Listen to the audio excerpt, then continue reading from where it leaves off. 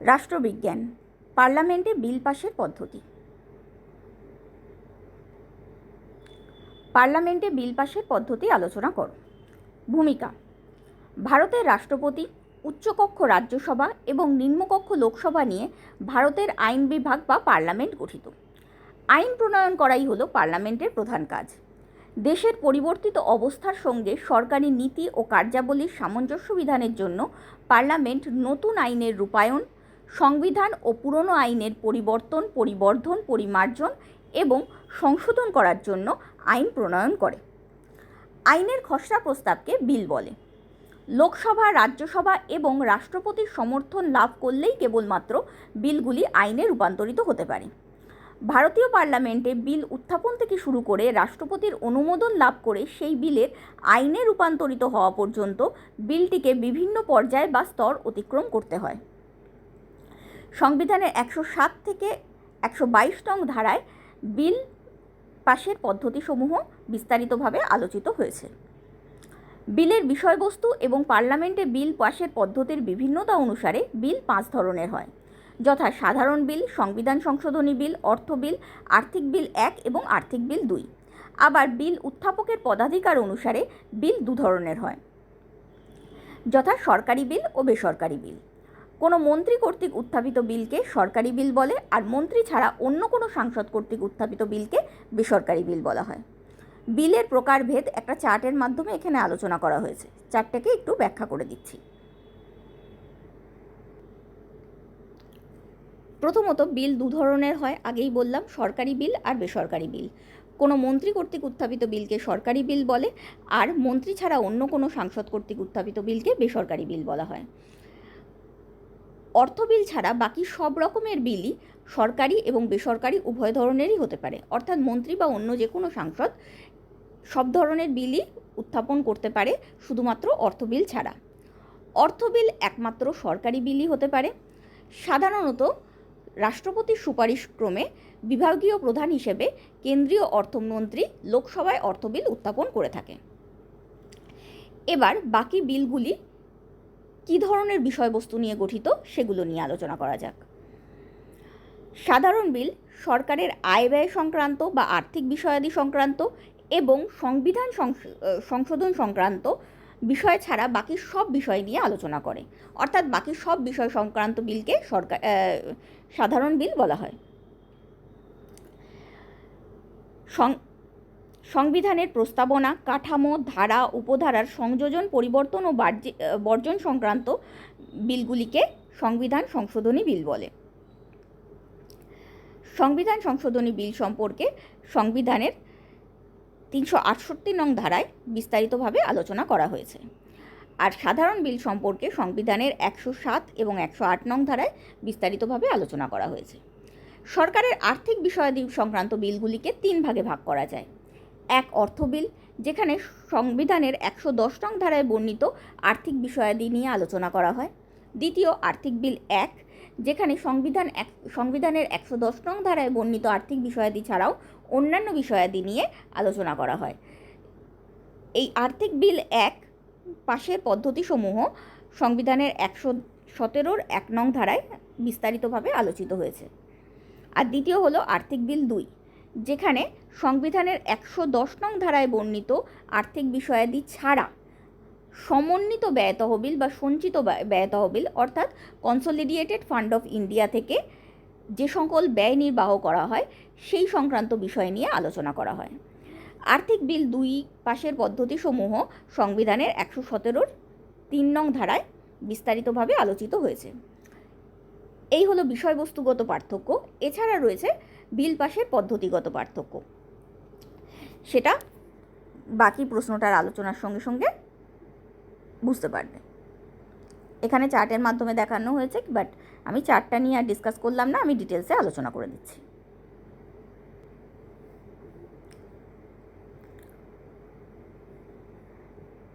বিল উত্থাপনের পূর্ব পর্যায়, অনুমতি গ্রহণ।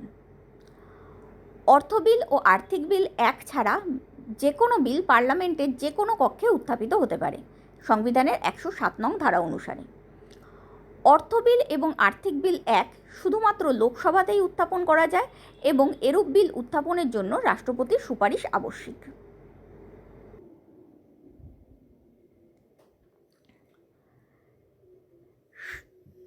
সরকারি বিল উত্থাপনের আগে 7 দিনের নোটিশ দিতে হয়, কিন্তু বেসরকারি বিল উত্থাপনের আগে অন্তত 1 মাসের নোটিশ দিতে হয়। বেসরকারি বিল একমাত্র শুক্রবারেই উত্থাপন এবং আলোচনা করা যায়। বেসরকারি বিল উত্থাপন করার আগে হাউস অব সেক্রেটারিয়েট বা বেসরকারি বিল ও প্রস্তাব সংক্রান্ত কমিটির সুপারিশ প্রয়োজন। পার্লামেন্টের একটি অধিবেশনে সর্বাধিক 3টি বেসরকারি বিল আলোচনা করা যায়, কিন্তু সরকারি বিলের ক্ষেত্রে এরূপ কোনো বিধিনিষেধ নেই। সরকারি ও বেসরকারি বিল উভয় ধরনের বিল পাশের ক্ষেত্রেই বিল উত্থাপনের জন্য উত্থাপককে সভার অনুমতি নিতে হয়, কিন্তু ইতিমধ্যে সরকারি গেজেটে যদি বিলটি প্রকাশিত হয়ে গিয়ে থাকে তাহলে উত্থাপনের জন্য আর অনুমতির দরকার হয় না। এখানে একটা চার্টের মাধ্যমে সরকারি আর বেসরকারি বিলের তফাৎগুলোকে বুঝিয়ে দেওয়া হয়েছে। আমি আর ডিটেলসে আলোচনা করলাম না, অলরেডি আলোচনা করে দিয়েছি তাই।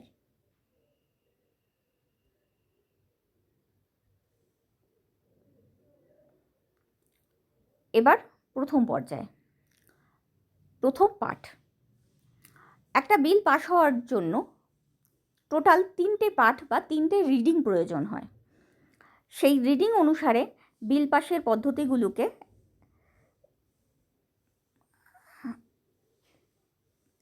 একটা চার্টের মাধ্যমে আলোচনা করে দেওয়া হয়েছে। আমি চার্টটাকে একটু বড় করে দেখিয়ে দিচ্ছি।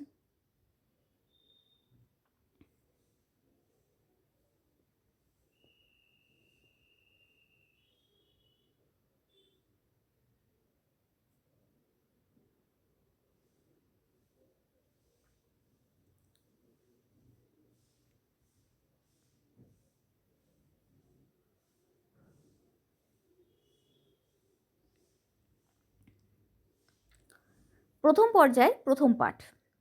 সবার অনুমতি পাওয়ার পর উত্থাপক প্রস্তাব করে কিংবা বিল উত্থাপনের জন্য লিখিতভাবে নোটিশ দিয়ে বিল উত্থাপন করতে পারেন।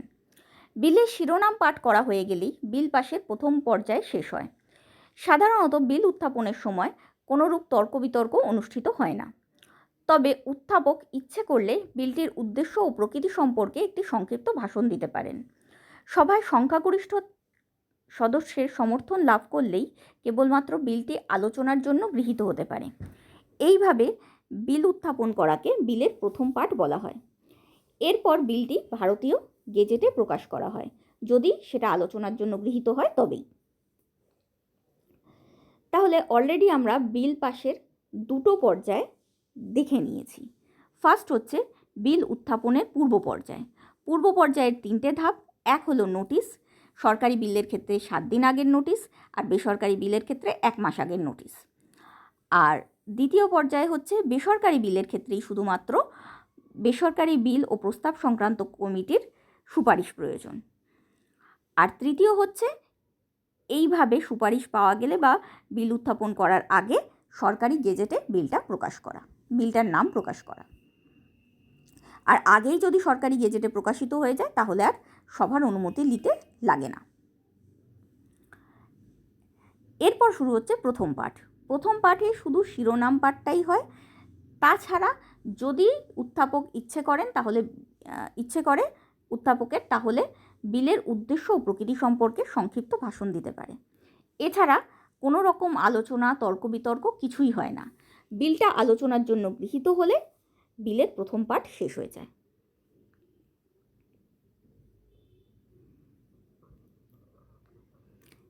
এবার আসছে বিল পাশের দ্বিতীয় পর্যায় বা দ্বিতীয় পাঠের সূচনা। এক্ষেত্রে উল্লেখযোগ্য যে আমরা দ্বিতীয় পাঠটাকে 4টি ধাপে বিভক্ত করেছি। এক হলো 4টি ধাপে বা 4টি পর্যায়ে বিভক্ত করেছি। এক একটা করে আলোচনা করছি।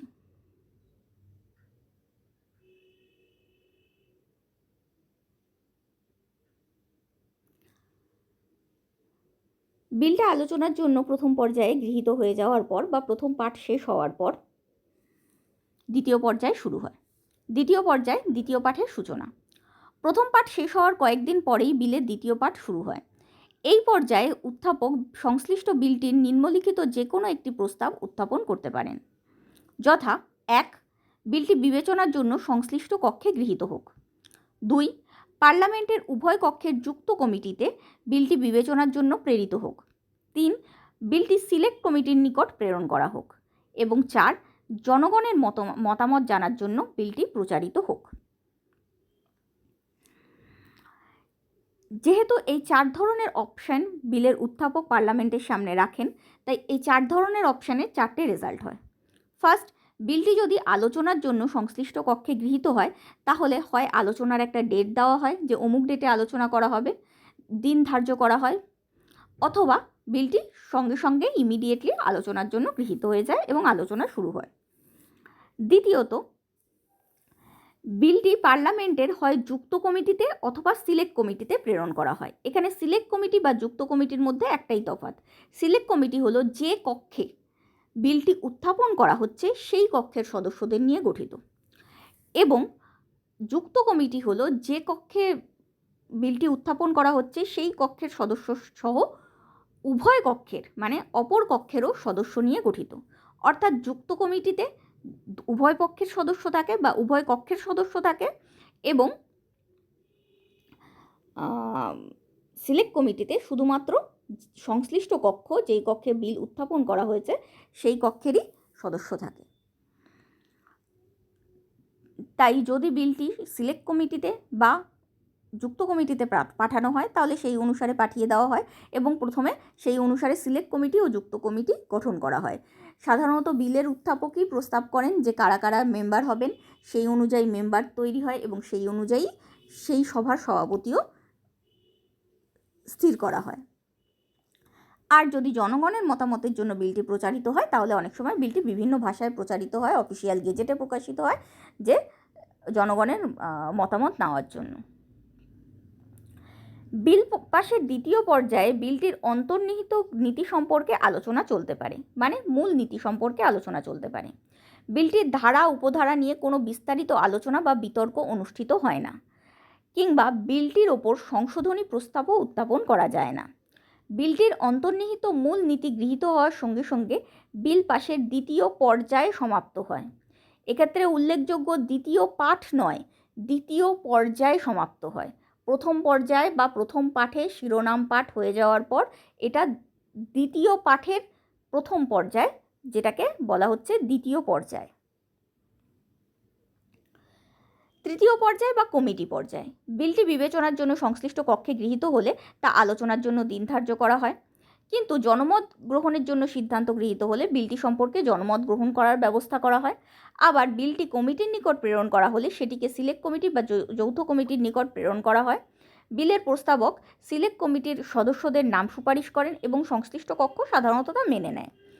যৌথ সিলেক্ট কমিটির 2/3 সদস্য লোকসভা থেকে এবং 1/3 সদস্য রাজ্যসভা থেকে মনোনীত হন। উভয় কমিটিকেই নির্দিষ্ট সময়ের মধ্যে বিল সম্পর্কে রিপোর্ট প্রদান করতে হয়। কমিটি বিলের সব দিক বিস্তারিতভাবে বিচার বিশ্লেষণ করে প্রয়োজন মনে করলে বিলের কোনো অংশ সংশোধনের জন্য তা সুপারিশ করতে পারে। তবে কমিটি বিলের মূল নীতি ও উদ্দেশ্যের কোনো অংশকে সংশোধন করার সুপারিশ করতে পারে না। যে কক্ষ থেকে বিলটি কমিটিতে প্রেরিত হয়েছিল, বিচার বিবেচনার জন্য সেই সংশ্লিষ্ট কক্ষে বিলটিকে সুপারিশসহ ফেরত পাঠানো হয়। কমিটি প্রদত্ত রিপোর্ট আলোচনার জন্য সংশ্লিষ্ট কক্ষে গৃহীত হলে বিল পাশের তৃতীয় পর্যায়ের সমাপ্তি ঘটে। অর্থাৎ দ্বিতীয় পাঠেরই সেকেন্ড পর্যায় এবং টোটালের তৃতীয় পর্যায়ের পরিসমাপ্তি ঘটে কমিটি প্রদত্ত রিপোর্ট আলোচনার জন্য সংশ্লিষ্ট কক্ষে গৃহীত হলে। এরপর আসছে চতুর্থ পর্যায়, বিস্তারিত আলোচনা। কমিটি প্রদত্ত রিপোর্ট আলোচনার জন্য গৃহীত হলে বিল পাশের চতুর্থ পর্যায় শুরু হয়। এই পর্যায়ে বিলের ধারা, প্রত্যেকটি ধারা, উপধারা প্রভৃতি নিয়ে বিস্তারিত আলোচনা এবং বিতর্ক অনুষ্ঠিত হয়।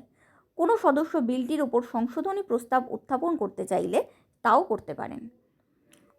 তবে কোনো সংশোধনী প্রস্তাব উত্থাপনের জন্য অন্তত 1 দিন পূর্বে বিজ্ঞপ্তি দিতে হয়। বিলের প্রস্তাবনা সহ প্রতিটি ধারা উপধারার ওপর ভোট গ্রহণ করা হয়। এইভাবে বিলের দ্বিতীয় পাঠের পরিসমাপ্তি ঘটে। অর্থাৎ এই হলো বিলের দ্বিতীয় পাঠ। চার্টের থেকে আবার জিনিসটাকে বিস্তারিতভাবে বুঝে নেওয়া যাক। এক হলো দ্বিতীয় পাঠের 4টে পর্যায়। প্রথম পর্যায়ে বিলের অন্তর্নিহিত মূলনীতিকে গ্রহণ করলেই প্রথম পর্যায়ের পরিসমাপ্তি ঘটে। দ্বিতীয় পর্যায়ের ক্ষেত্রে 4টি সুপারিশ করা হয়। 1, বিলটি বিবেচনার জন্য সংশ্লিষ্ট কক্ষে গৃহীত হোক। 2, বিলটি পার্লামেন্টের উভয় কক্ষের যুক্ত কমিটিতে বিবেচনার জন্য প্রেরিত হোক। 3, বিলটি সিলেক্ট কমিটির নিকট প্রেরণ করা হোক। এবং 4, বিলটি জনগণের মতামত জানার জন্য প্রচারিত হোক। যদি প্রথম ধাপটা গ্রহণ করা হয় বা বিলটি সংশ্লিষ্ট কক্ষে আলোচনার জন্য গ্রহণ করা হয়, তাহলে সেই দিনই বা কোনো একটা নির্দিষ্ট দিনে বিলটি আলোচনা করা হয়। আর যদি কোনো কমিটিতে পাঠানো হয় তাহলে তৃতীয় পর্যায়ে চলে যায়, যেখানে কমিটির প্রদত্ত রিপোর্টকে সংশ্লিষ্ট কক্ষে প্রেরণ করা হয়। আর জনগণের মতামত গ্রহণ করার জন্য বিলটি প্রচারিত হলে সেই অনুসারে পদক্ষেপ নেওয়া হয়।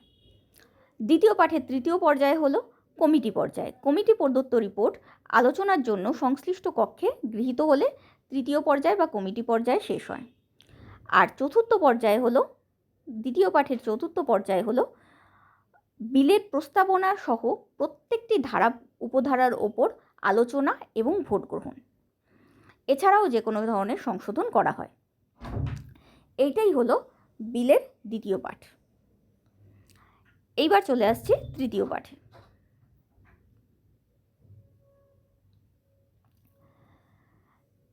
বিল পাশের পঞ্চম পর্যায় বা তৃতীয় পাঠ।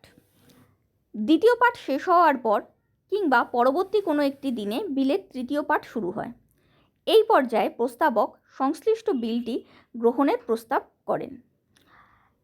এই পর্যায়ে বিলের ধারা উপধারার ওপর কোনো আলোচনা করা হয় না। কোনো সংশোধনী প্রস্তাবও উত্থাপন করা যায় না।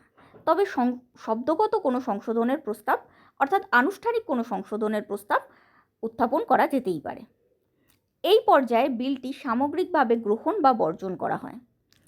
সংখ্যাগরিষ্ঠ সদস্যের সমর্থন লাভ করলে বিলটি গৃহীত হয়। এইভাবে বিলটি লোকসভায় গৃহীত হলে অধ্যক্ষকে এবং রাজ্যসভায় গৃহীত হলে সভাপতিকে সে সম্পর্কে সার্টিফিকেট প্রদান করতে হয়। এক্ষেত্রে একটা জিনিস উল্লেখযোগ্য যে অর্থ বিলের ক্ষেত্রে বিলটি যদি লোকসভায় গৃহীত হয় তাহলে শুধু গ্রহণের সার্টিফিকেট না, যে গৃহীত হয়েছে এই মর্মে সার্টিফিকেট না, একটা পারমিশনও দিতে হয় অন্য কক্ষে সেটাকে প্রেরণ করার। স্পিকারকে একটা পারমিশন দিতে হয় অন্য কক্ষে অর্থ বিলকে প্রেরণ করার। কিন্তু সাধারণ বিলের ক্ষেত্রে এরকম কোনো পারমিশন দিতে হয় না। সাধারণ বিলের ক্ষেত্রে শুধু এই সার্টিফিকেট দিলেই হয় যে বিলটা এই কক্ষ থেকে পাশ হয়ে গেছে। এক্ষেত্রে আরেকটাও জিনিস উল্লেখযোগ্য যেটাকে হাইলাইট করা হয়েছে, সংখ্যাগরিষ্ঠ সদস্যের সমর্থন। সংখ্যাগরিষ্ঠতা বলতে বিভিন্ন ধরনের সংখ্যাগরিষ্ঠতা বোঝায়। এক্ষেত্রে উল্লেখযোগ্য যে ভারতীয় পার্লামেন্টে বিভিন্ন ধরনের আইন পাশের ক্ষেত্রে আবশ্যিক সংখ্যাগরিষ্ঠতার মান বিভিন্ন। সাধারণ বিল, অর্থ বিল এবং আর্থিক বিল পাশের ক্ষেত্রে মূলত সাধারণ সংখ্যাগরিষ্ঠতা অর্থাৎ সংশ্লিষ্ট কক্ষের উপস্থিত ও ভোটদানকারী সদস্যের সংখ্যাগরিষ্ঠতাই প্রয়োজন। কিন্তু সংবিধানের কিছু অংশ সংশোধনের ক্ষেত্রে বিশেষ সংখ্যাগরিষ্ঠতা অর্থাৎ সংশ্লিষ্ট কক্ষের মোট সদস্যের সংখ্যাগরিষ্ঠের সমর্থন সহ উপস্থিত ও ভোটদানকারী সদস্যের 2/3 সমর্থন প্রয়োজনীয়। আবার কোনো সর্বভারতীয় সার্ভিস সৃষ্টি করার জন্য বা রাজ্য তালিকাভুক্ত বিষয়ে আইন প্রণয়ন করার জন্য রাজ্যসভার উপস্থিত ও ভোটদানকারী সদস্যের 2/3 সমর্থন প্রয়োজন। আবার কিছু বিশেষ পদাধিকারীকে পদচ্যুত করার জন্য অন্য ধরনের বিশেষ সংখ্যাগরিষ্ঠতাও প্রয়োজন। সেই অন্য ধরনের বিশেষ সংখ্যাগরিষ্ঠতা নিয়ে এখানে আলোচনা করছি না, কারণ এখানে মেনলি বিল পাশের পদ্ধতিগুলো নিয়ে আলোচনা করা হচ্ছে। বিল পাশের পদ্ধতির ক্ষেত্রে সংবিধানের 100 নম্বর ধারা অনুসারে সিম্পল মেজরিটি বা সাধারণ সংখ্যাগরিষ্ঠতাই বেশিরভাগ ক্ষেত্রে অ্যাপ্লিকেবল বা প্রয়োজনীয়। সাধারণ বিল, অর্থ বিল এবং আর্থিক বিল পাশের ক্ষেত্রে এই সাধারণ সংখ্যাগরিষ্ঠতা বা সংশ্লিষ্ট কক্ষের উপস্থিত এবং ভোটদানকারী সদস্যের সংখ্যাগরিষ্ঠতাই প্রয়োজনীয়। কিন্তু সংবিধান সংশোধনের কিছু বিশেষ ক্ষেত্রের জন্য মোট সদস্যের সংখ্যাগরিষ্ঠের সমর্থন সহ উপস্থিত ও ভোটদানকারী সদস্যের 2/3 সমর্থন প্রয়োজন।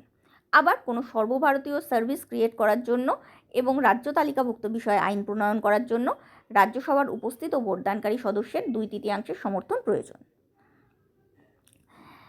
এটাই মেনলি বিল পাশের ক্ষেত্রে সংখ্যাগরিষ্ঠতার ব্যাখ্যা। এছাড়া সংবিধানের বিশেষ কিছু অংশ সংশোধনের জন্য রাজ্য আইনসভাগুলির অধিকাংশের সমর্থনও প্রয়োজন। যেহেতু কেন্দ্রীয় বিল পাশের পদ্ধতি আলোচনা করছি, সে সম্পর্কেও আর ডিটেলসে গেলাম না। এইবার চলে আসছে বিল পাশের ষষ্ঠ পর্যায়ে, অপর কক্ষের অনুমোদন।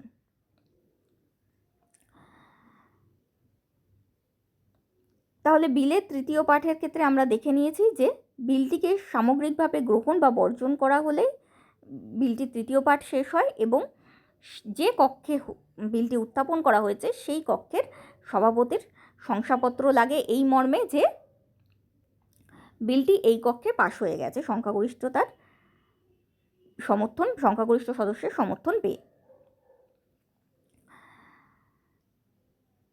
এবার অর্থ বিলের ক্ষেত্রে একটা এক্সট্রা পারমিশনও লাগে অন্য কক্ষে প্রেরণ করার জন্য, সাধারণ বিলের ক্ষেত্রে সেই পারমিশন লাগে না। এরপর চলে আসছে অপর কক্ষের অনুমোদন।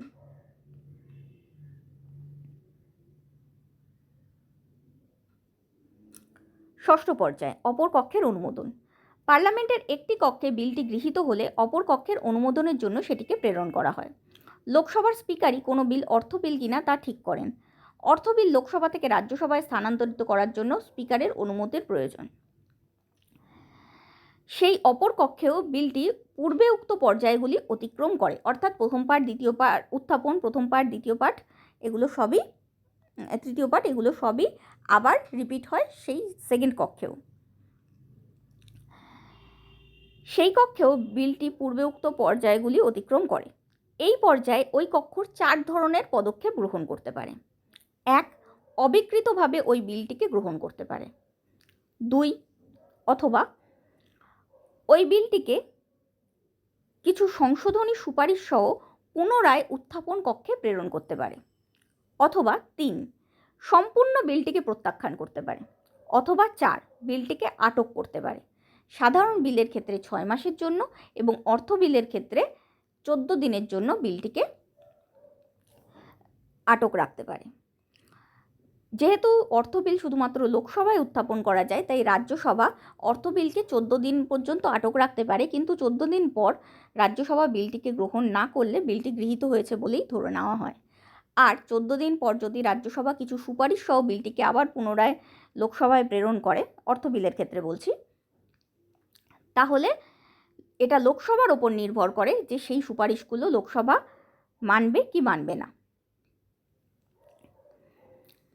অর্থ বিল সংশোধন বা প্রত্যাখ্যানের অধিকার রাজ্যসভার নেই। রাজ্যসভা অর্থ বিলের বিশেষ কোনো অংশের পরিবর্তন সাধনের জন্য সুপারিশ করতে পারে, সেই সুপারিশ লোকসভা গ্রহণ বা বর্জন করতে পারে। অবিকৃতভাবে বিলটি অপর কক্ষে গৃহীত হলে ষষ্ঠ পর্যায়ের পরিসমাপ্তি ঘটে।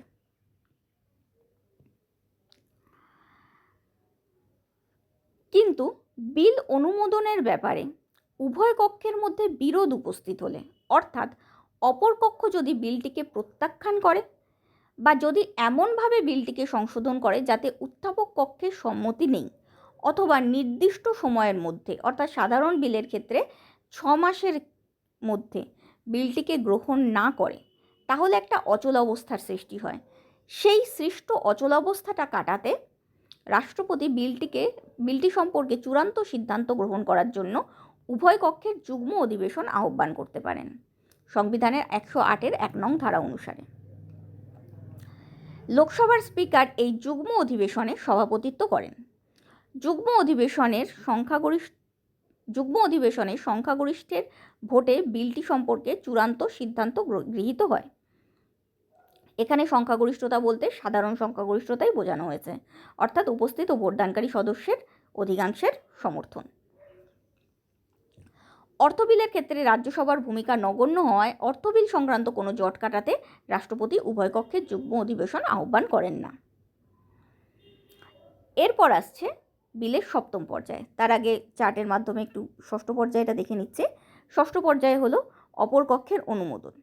অপর কক্ষের অনুমোদনের ক্ষেত্রে অর্থ বিলের ক্ষেত্রে লোকসভার কিছু বিশেষ অধিকার আছে, আর না হয় অন্যান্য বিলের ক্ষেত্রে বিলটিকে অবিকৃতভাবে গ্রহণ করতে পারা যায়, অথবা পুরোপুরি প্রত্যাখ্যান করতে পারা যায়, অথবা বিলটির কিছু সুপারিশ করে, কিছু সংশোধনী সুপারিশ করে বিলটিকে উত্থাপন কক্ষে প্রেরণ করা যায়, অথবা সাধারণ বিলের ক্ষেত্রে 6 মাসের জন্য এবং অর্থ বিলের ক্ষেত্রে 14 দিনের জন্য বিলটিকে আটক রাখা যায়। রাজ্যসভা কোনোভাবেই অর্থ বিল প্রত্যাখ্যান করতে পারেন না।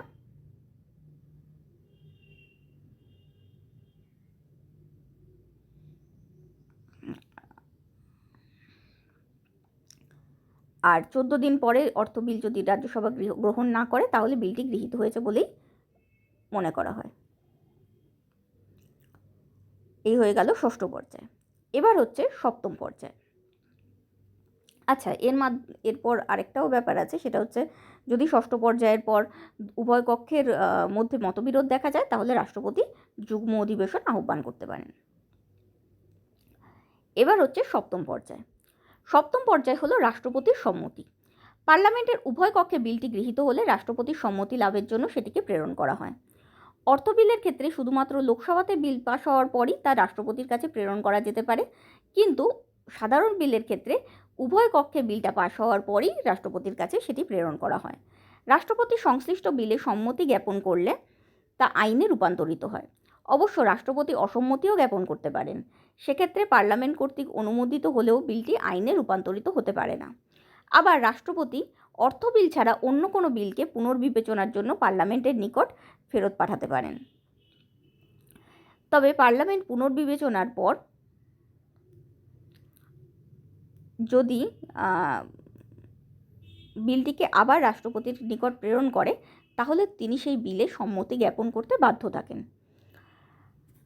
শুধুমাত্র উভয় কক্ষে অর্থ বিল পাশের পর রাষ্ট্রপতি কর্তৃক সেটা গ্রহণযোগ্য এবং বর্জনযোগ্য, কিন্তু কোনোভাবেই পুনর্বিবেচনার জন্য প্রেরণযোগ্য নয়। পার্লামেন্টে পুনর্বিবেচনার পর সাধারণ বিলটি যদি পুনরায় রাষ্ট্রপতির কাছে প্রেরণ করা হয় তাহলে সেই বিলটিতে রাষ্ট্রপতি সম্মতি জ্ঞাপন করতে বাধ্য থাকেন। কিন্তু এক্ষেত্রে একটা টুইস্ট আছে। রাষ্ট্রপতির হাতে পকেট ভেটো নামক একটা ক্ষমতা আছে।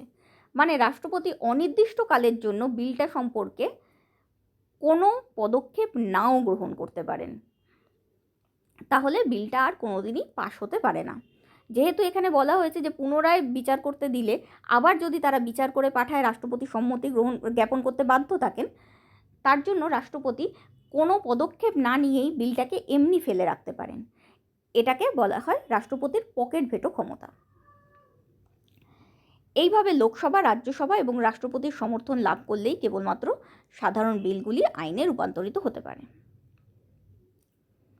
অর্থাৎ রাষ্ট্রপতির কাছে সমর্থনের জন্য কোনো বিল প্রেরণ করা হলে রাষ্ট্রপতি 4 ধরনের পদক্ষেপ গ্রহণ করতে পারেন। 1, বিলটিকে গ্রহণ বা বিলটিকে সম্মতি জ্ঞাপন। আর দ্বিতীয়, বিলটিকে বর্জন বা প্রত্যাখ্যান। তৃতীয়, পুনর্বিবেচনার জন্য প্রেরণ। সেক্ষেত্রে শুধুমাত্র অর্থ বিলটা ব্যতিক্রম, অর্থ বিলকে পুনর্বিবেচনার জন্য প্রেরণ করা যায় না। এবার পুনরায় বিলটি রাষ্ট্রপতির নিকট যদি প্রেরিত হয় পুনর্বিবেচনার পর, তাহলে তিনি সেটায় সম্মতি জ্ঞাপন করতে বাধ্য থাকেন। আর চতুর্থ কাজ যেটা করতে পারেন রাষ্ট্রপতি, সেটা হলো পকেট ভিটোর প্রয়োগ বা অনির্দিষ্টকালের জন্য বিলটিকে আটক করে রাখা। এই পদ্ধতিতে যে কোনো বিল পাস হয়। প্রথমে উত্থাপন কক্ষ, আর অর্থ বিলের ক্ষেত্রে সেটা সবসময় লোকসভা, তারপর অপর কক্ষ, এবং রাষ্ট্রপতির সমর্থন লাভ করলে তবেই বিলগুলো বা আইনের খসড়া প্রস্তাবগুলো আইনে রূপান্তরিত হতে পারে। এখানে প্রত্যেকটা পর্যায়ের ক্ষেত্রে যে কাজটা করলে এক ধাপ এগোয় সেটাকে গ্রিন করে হাইলাইট করা নয়, গ্রিনে লেখা হয়েছে। আবার যে পদক্ষেপগুলো নেওয়া যায় না সেই পর্যায়ে সেটাকে রেডে লেখা হয়েছে। আর কোনো হাইলাইটেড পোর্শন থাকলে বা যেটা সম্পর্কে বিস্তারিত আলোচনা দরকার সেরকম পোর্শন থাকলে ইয়েলোতে হাইলাইট করা হয়েছে। আর অর্থবিল সংক্রান্ত যে বিশেষ নিয়মাবলীগুলো আছে সেটাকে নীল কালারে বা সবুজ কালারে হাইলাইট করা হয়েছে। উত্তরটা ভালো লাগলে অবশ্যই লাইক, শেয়ার আর সাবস্ক্রাইব করো। আর এরকম কোনো উত্তর জানতে ইচ্ছা হলে অবশ্যই কমেন্টে লিখো। Thank you.